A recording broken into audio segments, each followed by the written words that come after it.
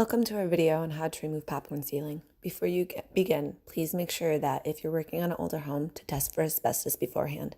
We already did that, and now we're going to get started.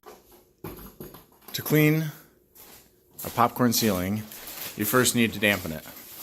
So step one, we're using a soap water mix and a paint roller and just getting it wet. We've also got a sponge for the corners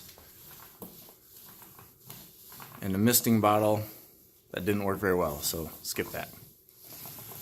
We pretty much are doing a coat on the ceiling and then going back and re-wetting it just constantly. And the other person is scraping while this is happening. Step 2, we attach a putty knife to a wet dry vac, and then we turn it on and we scrape the ceiling.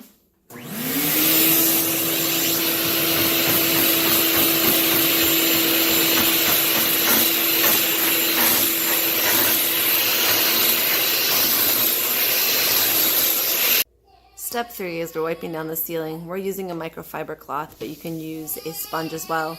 We're also trying to knock down any big bits that we didn't get from the scraping yesterday.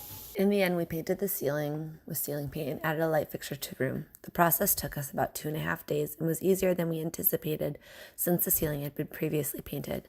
We did have to do some patchwork, but that was minor. If you're going back and forth about taking down popcorn ceiling, I encourage you to try.